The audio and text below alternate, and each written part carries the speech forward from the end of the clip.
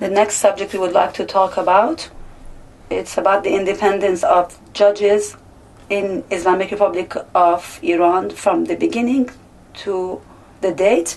Mr. Mahmoodi, who's an expert, who's a graduate of law and a specialist in criminal law, and we're very happy to have him here. He used to be a professor at the university in Iran, ladies and gentlemen. As we have heard, the independence of judges in the Republic Islamic of Iran from the beginning until the date is something that we have to bear in mind. And as we heard from my colleague here, a lawyer and a judge should be looked at two wings of the angel of justice. And when the lawyer and a judge, they work in an independent way, and if they are not able to do their work independently, obviously we cannot talk about the health of the judicial system. And this lack of independence is actually a hindrance for the good health of the judiciary in our country.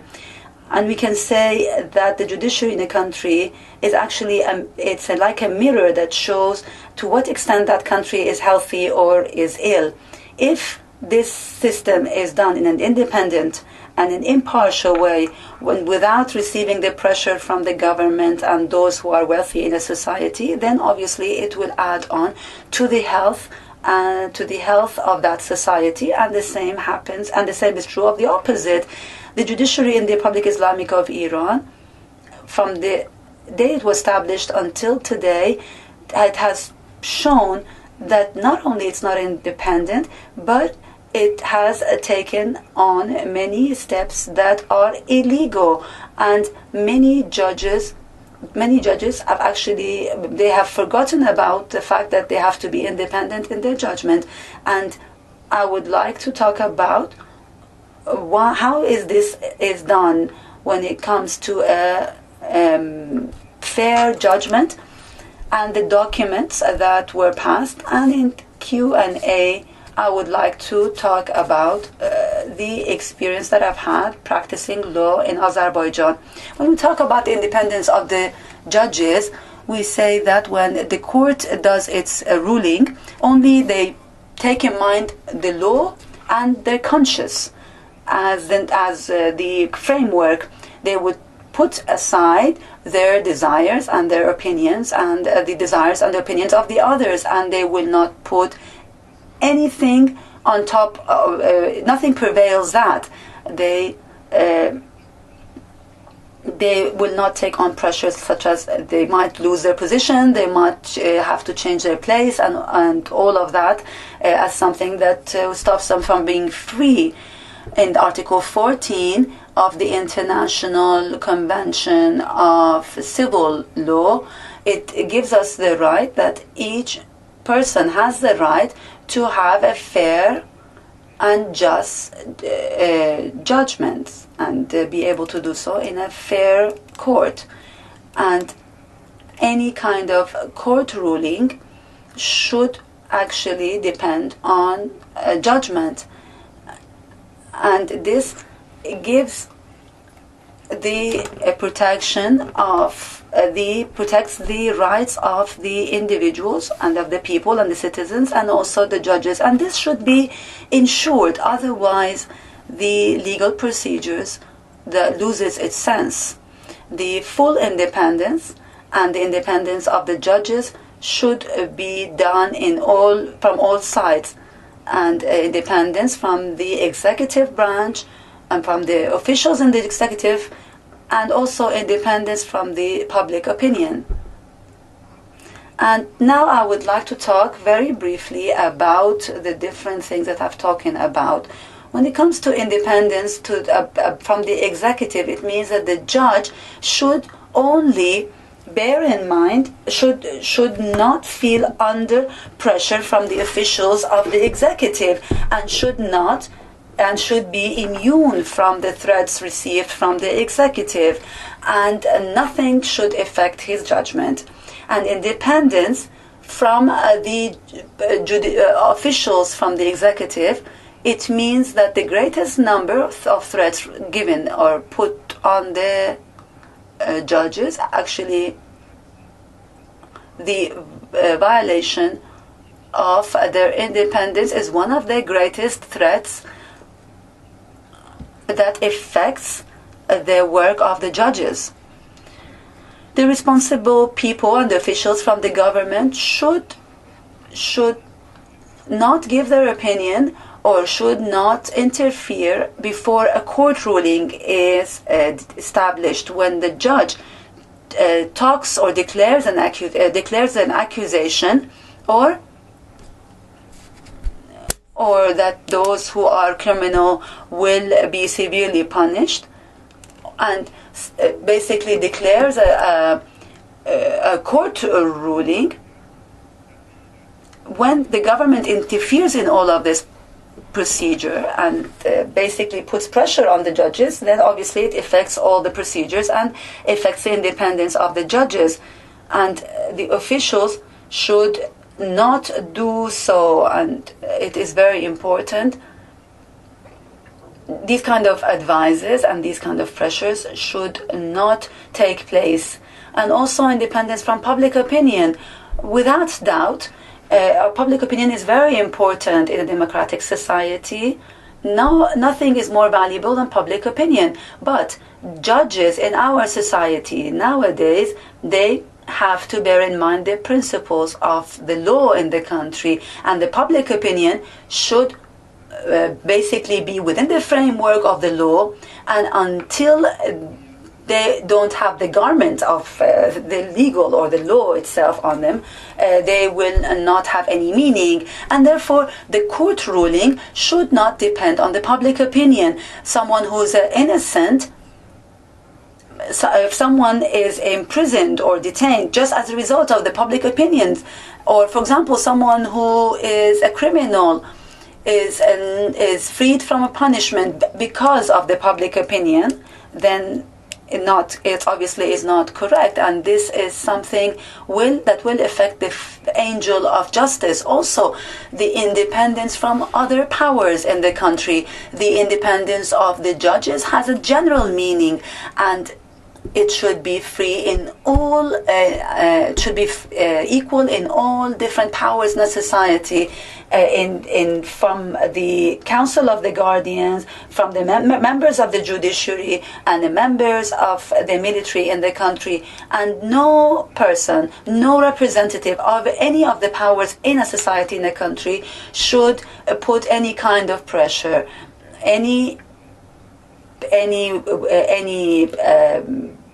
that is said, anything that is said to a judge, from an advice or from a wish or from an opinion, is something that will affect the judiciary and the judges' independence. And I would like to talk about two things. One thing is the immunity of the judges, and the second thing is immunity from criminal prosecution. When we talk about the immunity of the judges, when we want to talk about the protection of the independence of the judges, we have two kind of immunities, professional immunities, that is. One is that one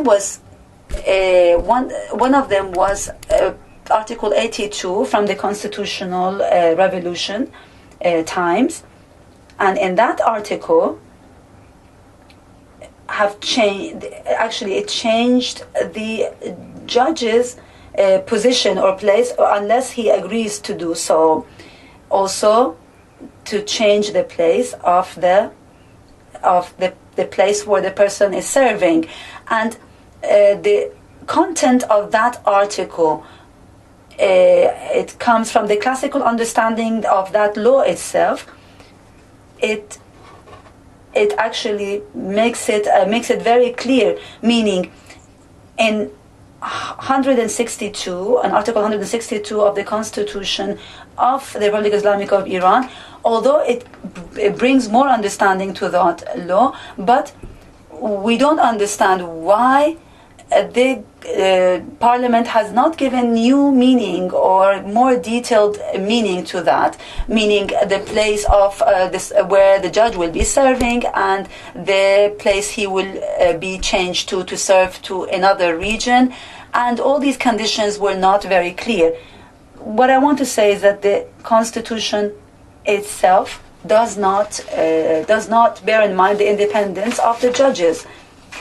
This has changed after a few years, but this reform did not have anything to improve the situation of the judges and their independence, because in a brief way, I would say that everything is put, all the power is in the Ministry of Justice, and in this way we see that the immunity of the jurist or the judges today is in a trembling ground, and the independence of the judiciary has not improved. The situation of the independence of the judiciary has not improved, and there's a lot of danger or pressure put on the judges. But fortunately, the principles itself related to the independence of the judges is something that actually is important. Now, I would like to say that the writers of the Constitution itself, they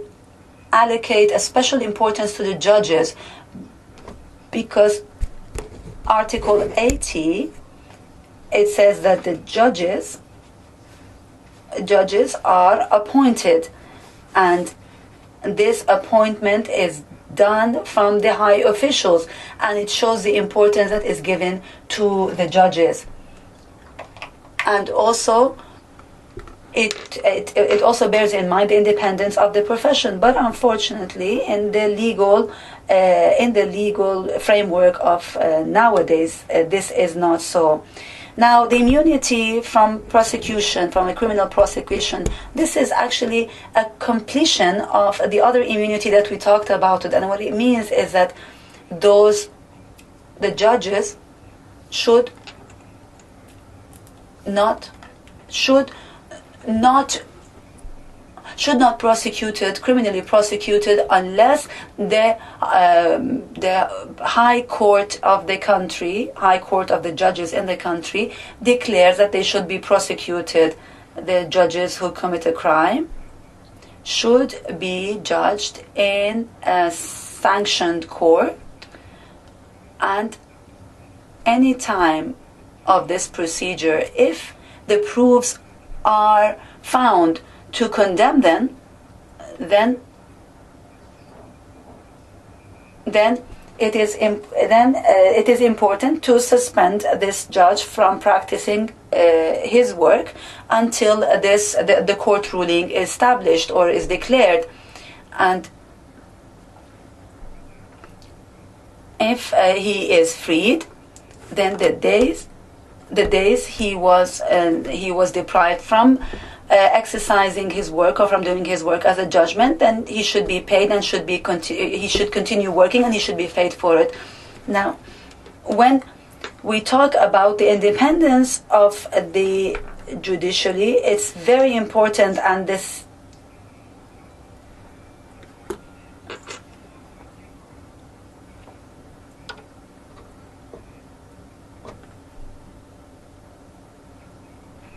So the content of this article, although it's not complete and it needs a revision, a general and complete revision, then in any way, in practice, it ensures the judges from having a correct immunity and from being immune against criminal prosecution. And the independence of the lawyers in the Constitution of Iran. The Constitution in Iran, it has different articles related to a legal procedure related to a just and fair court or legal procedure. But there is no insurance or no protection for the independence of the lawyer. In Article 164 of the Constitution in Iran, it says the judiciary is something independent in Iran, and it has the obligation of exercising justice. And Article 164, it says that the judge can actually be in a provisional way should be suspended. He can be suspended, or his work or his place of work can be changed depending on the kind of on the court ruling or the court of judges, and the place of the judges and where they serve can be changed according to this article. Now, this principle, the Article 164 of the Constitution, although it has a very importance given to the immunity of the judicial immunity, but it has not defined it in a better way. It has given more options for change of place of service or the post of the judge, and or the approval of the Supreme Judicial Council. And so the other thing that I would like to talk about here is the independence of the lawyers in the international documents, and it has to do with the subject of our talk today. The main principles about the independence of the judiciary is part of the agreement approved in the 7th Congress of the United Nations. Talked about prevention against crime, that in a meeting that took place on the 26th of August 1985, and according to a resolution 4032 from 29th of November 1985, and also resolution 4046 from the 13th of December 1985, the independence of the judiciary should be protected by the constitution of the country, and the responsibility of all the government institutions is to respect the independence of the judiciary and to respect it and take care of it.